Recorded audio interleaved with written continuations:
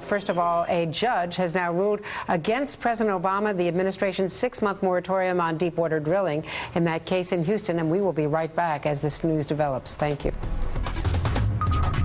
We begin with some breaking news this hour concerning the Gulf oil disaster. Just in, a federal judge in New Orleans has just issued a ruling blocking President Obama's 6-month moratorium on new deep water drilling. Let's get the latest from NBC News Justice correspondent Pete Williams. So, Pete, what did this judge say regarding this ruling here?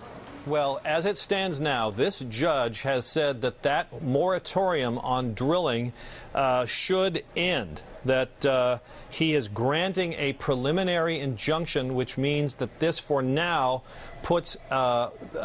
takes away this moratorium on drilling.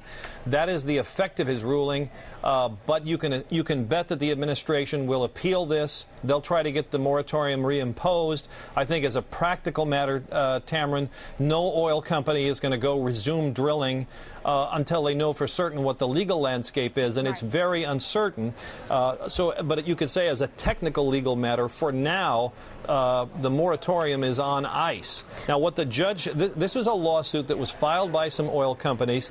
They went to federal court 2 weeks ago, and they said this moratorium is unreasonable, it goes too far. And today, the federal judge, Martin Feldman in New Orleans, agreed.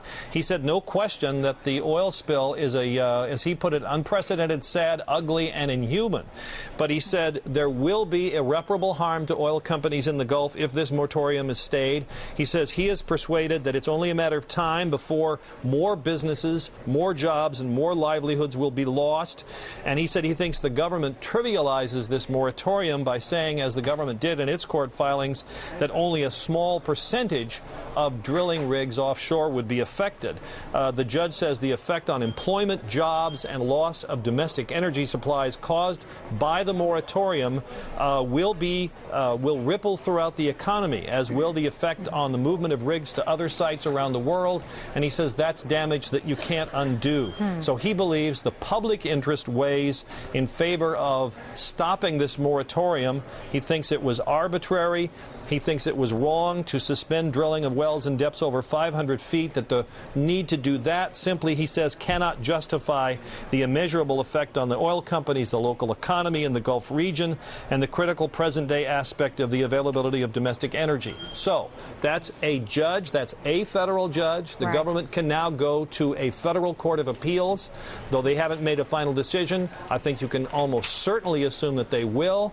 Then the federal appeals court will make its decision, and presumably this could go on a very quick issue all the way up to the Supreme Court. Well, Pete, apparently at the end of the White House press briefing, Robert Gibbs was asked to respond to this ruling from the federal judge, and I have his quote in part here. He said, "We will immediately appeal in the Fifth Circuit Court. The president strongly believes, as the Department of Interior and the Department of Justice argue yesterday, that to continue to drill on these depths without knowing what happened does not make any sense and puts the safety of those involved at risk." So Robert Gibbs saying that, in fact, they will immediately appeal this judge's decision. Pete, that just coming in from the end of the White House press briefing, which you said was the likely next step. NBC's Pete Williams, thank you, Pete. Greatly appreciate you getting the latest on this breaking news story. Now more reaction on the breaking news coming up. Congressman Ed Markey, the chairman of the House Energy and Environment Subcommittee, will join us here shortly to react to that news.